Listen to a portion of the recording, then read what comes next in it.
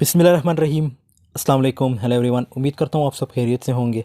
आज जो हमारा पोएम है that's about an immorality by Ezra Pound. तो इस वीडियो में हम देखेंगे सबसे पहले इज़रा पाउंड की शॉर्ट बायोग्राफी। इज़रा पाउंड, जिसका फुल नेम है इज़रा लॉमेस पाउंड, और बर्थ इसकी हुई थी 13 अक्टूबर 1885 यूएस, और डेथ इसकी 1 नवंबर 1972 इटली में हुई।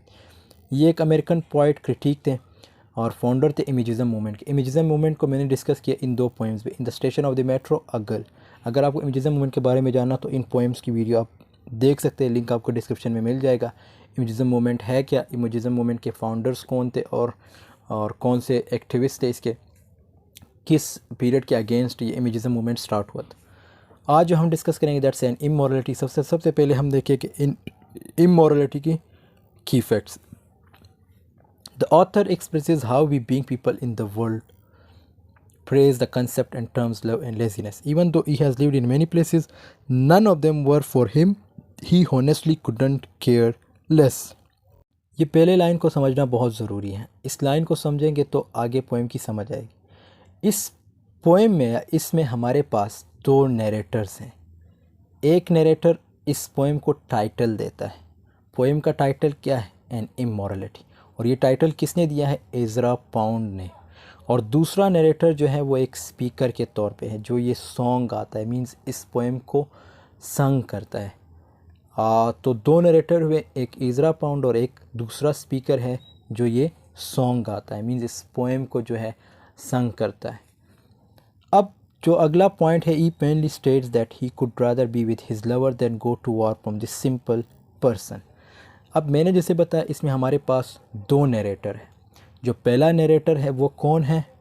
इज़रा पाउंड है। जो पहला नैरेटर है वो इज़रा पाउंड। इज़रा पाउंड के मुताबिक लव और आइडलनेस, जिसको हम लेजीनेस भी कहते हैं, ये इमोरलिटी है। कौन कहता है? Ezra pound. और इन इमोरलिटी का टाइटल भी इज़रा पाउंड ने दिया है। मतलब इज़रा पाउंड जो है जंग को सपोर्ट करता है। ठीक है, इज़रा पाउंड जंग को सपोर्ट करता है। और जो दूसरा नैरेटर है वो लव और आइडलनेस को सपोर्ट करता है, लव और आइडलनेस के हक़ में होता है। अब जो दूसरा नैरेटर है वो क्या करता है? उसने बहुत सी जगह देख ली, उसे क्या लगा? उसने लगा कि जंग जो है उसमें कुछ भी नहीं रखा, और वो ये कहता है, ये दूसरे नैरेटर की मैं बात कर रहा हूँ। फर्स्ट नैरेटर तो इज़रा पाउंड। इज़रा पाउंड को आप ऐसे समझे कि वो जंग के फेवर में, लेकिन जो दूसरा नैरेटर है उसने दुनिया देखी, उसने बहुत कुछ देखा, और आखिर में इस नतीजे पे पहुंचा कि मैंने अपने लवर के साथ रहना, ये अपने लवर के साथ रहना है, मैंने किसी और जगह नहीं जाना। तो एक नैरेटर जंग को सपोर्ट दे रहा है, जो जंग को सपोर्ट दे रहा है वो कौन है? Ezra pound. और दूसरा जो है, जो मैंने कहा था कि पोएम को संग करता है, पोएम को गाता है, वो जो है लव को सपोर्ट दे रहा है, लव और आइडलनेस को सपोर्ट दे रहा है कि मैंने अपना टाइम जो है अपने लवर के साथ गुजारना, यही मेरे लिए सब कुछ है। अब तीसरा पॉइंट क्या है? दैट ऑथर और character is a selfish man that is only concerned with himself. अब ये पॉइंट बहुत इंपॉर्टेंट है। इस पॉइंट में क्या कहा गया है? ये पॉइंट जो है आप इमेजिन कर ले कि इज़रा पाउंड बोल रहे हैं। इज़रा पाउंड क्या कहना चाह रहा है? इज़रा पाउंड इस पॉइंट में ये कहना चाह रहा है, आप लोग इमेजिन करना, वैसे इसने ये कहा तो नहीं है, ये सिंपल आप इमेजिन कर सकते हैं। इस पॉइंट में इज़रा पाउंड ये कहना चाह रहा है कि जो पहला नैरेटर है जिसने ये पोएम गाया है वो जो है सेल्फिश मैन है। सेल्फिश मैन इसलिए है क्योंकि वो जंग के बारे में नहीं सोचता, मतलब अपने मदर लैंड के बारे में नहीं सोचता कि अपने होम लैंड की किस तरह प्रोटेक्ट करनी है। तो वो जस्ट लव और आइडलनेस को सपोर्ट दे रहा है। तो इज़रा पाउंड के अकॉर्डिंग वो बंदा क्या है? सेल्फिश मैन है। अब चौथा point, he is unwilling to fight for और डिफीट हिज होमलैंड और हिज न्यू लैंड। अब ये अगेन इज़रा पाउंड की बात करके, इज़रा पाउंड जो है वो जंग के फेवर में, और वो इसलिए क्योंकि वो अपने होमलैंड को डिपेंड करना चाहता है और न्यू लैंड जो है गेन करना चाह रहा है। And I would rather have my sweet this lines use term sweet in some. ये एक लाइन जो लास्ट में लिखी गई है उसमें जो, सॉरी लास्ट में नहीं है, एक लाइन जो स्वीट वर्ड जिधर यूज़ होगा उसमें जो स्वीट का मतलब है वो हिंट कर रहा है लवर को, गर्लफ्रेंड को और पार्टनर को। ठीक है। Personal happiness in it self is already self fulfilment. तो अगर आप खुश हैं तो that's more important than anything else. आप इसमें जो ऐसे मैंने कहा 2 नैरेटर हैं, एक इज़रा पाउंड है, वो किसको सपोर्ट दे रहा है? वो जंग को सपोर्ट कर कि जंग होनी चाहिए, अपने होमलैंड को डिपेंड करना चाहिए। लेकिन जो दूसरा नरेटर है वो कौन है, जो स्पीकर है जो सॉन्ग गाता है, इस पोएम को संग करता है, वो जो है लव और आइडलनेस को सपोर्ट करता है। तो उसके मुताबिक जो दूसरा नरेटर है उसके मुताबिक ये कहना है कि पर्सनल हैप्पीनेस बहुत important. We have two narrators how, जिससे मैंने पूरी एक्सप्लेनेशन आपको दे दी कि दो नरेटर किस तरह है, एक जो है इज़रा पाउंड है और दूसरा जो एक स्पीकर है। वो जो स्पीकर है वो गाना गाता है, गाना इससे मुराद वो ये जो पोएम है इसको गाता है, और जो पहला नरेटर है वो इज़रा पाउंड है, उसने इस पोएम का टाइटल दिया है। टाइटल क्या है, एन इमोरलिटी। इसको पब्लिश 1912 में कराया गया था। तो उस वक्त आप देख सकते हैं फर्स्ट वर्ल्ड वॉर 1 स्टार्ट होने वाली थी और 8 लाइंस बल्कि ख़त्म हुई थी 8 लाइंस की पोएम है, 4 स्टैंजाज है इसके, और the author simply wants love and peace. और जो ऑथर है जो इस पोएम को गाता है वो क्या चाहता है, वो कहता है कि लव और पीस होनी चाहिए दुनिया में।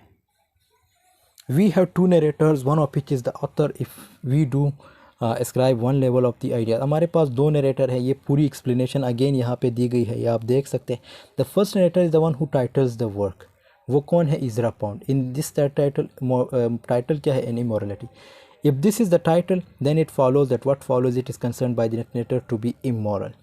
तो इसने अब इसके जो इज़रा पाउंड है इसके मुताबिक क्या है कि लव और आइडलनेस ये जो है इमोरलिटी है। इज़रा पाउंड जो कि जंग के फेवर में वो ये कह रहा है कि जो लव और आइडलनेस है ये इमोरलिटी है। एंड इमोरलिटी का टाइटल भी इज़रा पाउंड ने ही दिया है, मतलब इज़रा पाउंड जो है जंग को सपोर्ट करता है। Thus singing a song of love and idleness is to this narrator immoral, but who is doing that singing that could be of course be the second narrator. ये सेकंड नरेटर की बात कर जो ये poem को संग कर रहा है। Whose ideas the first narrator considers to be immoral, the second narrator sees love and idleness to be the highest things of in life। तो सेकंड नरेटर के मुताबिक लव और आइडलनेस ही सब कुछ है, अपने लवर के साथ टाइम स्पेंड करना दैट्स मोर इम्पॉर्टेंट। ये जो है वॉर से भी इम्पॉर्टेंट है अपने लवर के साथ टाइम स्पेंड करना। ये कौन कह रहा है, सेकंड नरेटर। फर्स्ट नरेटर कौन है, इज़रा पाउंड, वो ये कह रहा है कि जंग को सपोर्ट करो। दूसरा नरेटर वो ये कह रहा है कि नहीं भाई आपने लव और आइडलनेस को सपोर्ट देनी है। He is a man who simply wants love and peace. कौन किसकी बात कर रहा है, सेकंड नरेटर की, वो लव और पीस को चाहता है। He does not want to do high deeds in Hungary.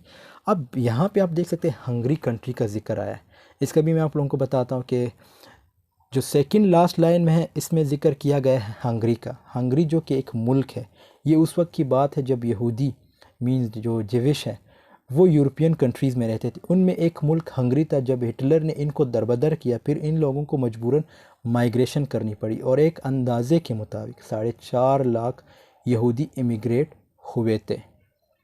तो ये इसका हंगरी कंट्री का कंसेप्ट था जो आपको सेकंड लास्ट लाइन में पोएम को देखने के मिलेंगे, हम डिस्कस करेंगे आगे जाके।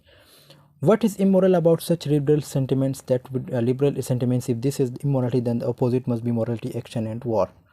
तो अगेन ये दो जो नरेटर है इनका कंट्रास्ट दिखाया गया है कि एक जो है वॉर को सपोर्ट दे रहा है और दूसरा जो है लव को सपोर्ट दे रहा है कि नहीं भाई लव ज़रूरी है, वॉर में कुछ भी नहीं रखा। तो इज़रा पाउंड आप लोगों ने अपने माइंड में ये इमेज बनानी कि इज़रा पाउंड इस पोएम में जो है जो वॉर है उसको सपोर्ट दे रहा है, क्योंकि वर्ल्ड वार 1 फिनिश हुई थी और सेकेंड वर्ल्ड वार 1 आप लोग बेहतर जानते हैं कि कब स्टार्ट हुई थी, 1939 से लेकर 1945 तक, I think if I am not wrong. तो ये तब स्टार्ट हुई थी और वर्ल्ड वार 1 फिनिश हुई थी तब ये पोएम लिखी गई है। तो आप बेहतर जान सकते हैं कि इज़रा पाउंड ने ये पोएम वर्ल्ड वार 1 के बाद लिखी है और इसीलिए इसने वॉर को सपोर्ट दिया है, इसने बहुत कुछ देखा होगा। अब आते हैं पोएम की ट्रांसलेशन की तरफ। जो सबसे पहला लाइन है वो क्या है, sing we for love and idleness, not else is worth the having. अब पोएम की शुरुआत सेकंड नरेटर से होता है। अब पोएम की शुरुआत किससे होता है, सेकंड नरेटर से। वो क्या बोलता है, सबसे पहले उसने वी मतलब सेकंड पर्सन वी का यूज़ किया, मतलब हम सब की बात करता है। वो ये कहता है या उसका ये मानना है कि दुनिया में लव, इंजॉयमेंट, फ्री टाइम के अलावा कोई भी चीज़ इस काबिल नहीं कि बंदा उसके लिए कोशिश करे। तो इंसान को चाहिए मोहब्बत करे और अपना टाइम सुकून के साथ गुजारे, ना कि किसी और को टाइम दे तो अपने मोहब्बत को दे। मतलब अगर आपने किसी और को टाइम देना भी है तो सिर्फ अपने लवर को टाइम दो, आपने किसी और को टाइम नहीं देना भाई। आपने क्या करना है, आपने मतलब ये जंग की बात नहीं करनी है, आपने अगर टाइम देना है तो अपने लवर को जस्ट टाइम दो और उसी के साथ टाइम स्पेंड करो। तो I have seen in many land there is not else in living. मैं जो हूँ, मैंने बहुत सी दुनिया देखी, बहुत सी जगह घुमा फिरा हूँ, बेतहाशा ट्रैवलिंग की है। मतलब यहाँ पे शायर अपना एक्सपीरियंस बता रहा है और मज़ीद कहता है कि कोई भी चीज़ इस काबिल नहीं कि बंदा उसके लिए अपना वक्त वक़फ़ करे, अपना टाइम दे या स्ट्रगल करे। तो इंसान के लिए सबसे इम्पॉर्टेंट चीज़ क्या है, मोहब्बत और सुकून, यानी लव एंड आइडलनेस। ये इंसान के लिए इम्पॉर्टेंट चीज़ है। अब ये आप देख सकते हैं, ये जो पहले दो लाइन्स है और जो सेकंड स्टेंजा है, फर्स्ट स्टेंजा है, ये हमें कौन बता रहा है, दूसरा नरेटर बता रहा है। दूसरा नरेटर किस लिए बता रहा है, क्योंकि उसने, जैसे मैंने पहले भी बताया था, वो आइडलनेस और लव को सपोर्ट करता है। तो आप इसमें देख सकते हैं ये जो है लव को सपोर्ट दे रहा है इन चारों स्टेंजाज में, इन दोनों स्टेंजाज में, सॉरी, बल्कि 4 लाइन्स है। अब आगे क्या कहते हैं, and I would rather have my sweet. इस लाइन का मतलब है मैं अपनी मोहब्बत के साथ वक्त गुजारूंगा, मतलब अपनी लवर के साथ वक्त गुजारूंगा, अपने बिलविड के साथ वक्त गुजारूंगा। स्वीट का जैसे मैंने पिछले स्लाइड में डिस्कस किया था कि लवर को भी कहते हैं, बिलविड को भी कहते हैं। तो मैं अपने बिलविड के साथ वक्त गुजारूंगा। माई स्वीट का मतलब है बिलविड। आई होप आपको समझ आई होगी इस लाइन। तो ये जो एंड तो रोज़ लीव्स डाई ऑफ ग्रेविंग, इस लाइन का मतलब है जिस तरह फूल जो है ख़िज़ा के मौसम में मुरझा जाते हैं, मर जाते हैं, अगर किसी जंग में या किसी जगह पे जंग हो रही हो और लोग मर रहे हो तो मैं वहाँ नहीं जाऊँगा, उन्हें बचाने नहीं जाऊँगा, उन्हें मरने दूँ। मैं अपना सारा का सारा टाइम अपने लवर या बिलविड के लिए वक़्फ़ करूँगा। तो यहाँ पे कंपैरिजन हुई है। अब आप देख सकते हैं ये स्टेंजा भी कौन बात कर रहा है, ये भी सेकंड नरेटर, सॉरी या सेकंड नरेटर, ये जो है ये बता रहा है, सेकंड नरेटर हमें ये बता रहा है अगेन कि अगर दुनिया में जंग चल रही हो, कुछ भी चल रहा हो, मैंने नहीं जाना। मैंने किसके साथ टाइम गुजारना है, अपने लवर के साथ टाइम गुजारना है, उसी को अपना सारा टाइम देना है। तो आप देख सकते हैं ये तीनों स्टेंजा जो है सेकंड नरेटर नरेट कर रहा है। अब लास्ट स्टेंजा क्या है, then do high deeds in Hungary to pass all men's believing. और फिर कहता है कि मैं हंगरी नहीं जाऊंगा। हंगरी का मैंने कंसेप्ट आपको पिछले स्लाइड में दिया कि हंगरी का वर्ड क्यों, हंगरी मुल्क को क्यों मेंशन किया। हंगरी में उस वक्त हालात कुछ ठीक नहीं थे, जंग वगैरह थी, तो मैं वहाँ नहीं जाऊँगा बल्कि मैं अपने बिलविड के साथ वक्त गुजारूँ। और लास्ट लाइन में ये कहा गया है कि जब हम जंग में हिस्सा लेंगे तो लोग हमें हीरो के तौर पे कंसीडर करेंगे, लेकिन ऐसा कुछ नहीं है। हमें अपना टाइम अपने बिलविड के साथ स्पेंड करना चाहिए। We should not go for war, we should spend our time with our lover. So ये आप देख सकते हैं, ये पूरा पोएम जो 8 लाइन है, इसको किसने नरेट किया है, इसको सेकंड नरेटर ने नरेट किया। तो अब अगर देखा जाए, दूसरा नरेटर लव और आइडलनेस को सपोर्ट करता है, लव और आइडलनेस के हक में होता है, और पहला नरेटर जो कि इज़रा पाउंड है उसके मुताबिक लव और आइडलनेस ये जो है इमोरलिटी है, और एन इमोरलिटी का टाइटल भी इज़रा पाउंड ने दिया है। मतलब इज़रा पाउंड जो है जंग को सपोर्ट करता है। आई होप आपको ये पोएम, थोड़ा कॉम्प्लिकेटेड पोएम है, फिर भी आप लोगों का कंसेप्ट समझ ना आया हो, इसके रिगार्डिंग कोई क्वेश्चन हो, आप ज़रूर कमेंट सेक्शन में पूछ सकते हैं या आप मुझसे इंस्टाग्राम पे रब्ता कर सकते हैं। अब इसकी अगर थीम की बात करें, इज़रा पाउंड के अगर पोएम्स की थीम्स की बात करें तो इसमें हमेशा इमेजिज़म, इस्केपिज़म, इमेजिनेशन, आप इसमें देख सकते हैं इसमें भी इस्केपिज़म है। इस्केपिज़म से इस तरह है कि जो सेकंड नरेटर है वो जंग से भागने की कोशिश कर रहा है, ठीक है। और इमेजिज़म, इसमें इस तरह इमेजिज़म का कोई कंसेप्ट नहीं है, क्योंकि ये मैं ओवरऑल इज़रा पाउंड के जो थीम्स हैं, इनके पोएम्स की थीम ओवरऑल उसकी बात कर रहा हूँ। तो इसमें इस्केपिज़म का थीम आपको देखने को मिल रहा है, इमेजिनेशन का आपको थीम देखने को मिल रहा है, क्योंकि इमेजिन जैसे मैंने कहा कुछ लाइन्स आपको इमेजिन करने होते हैं।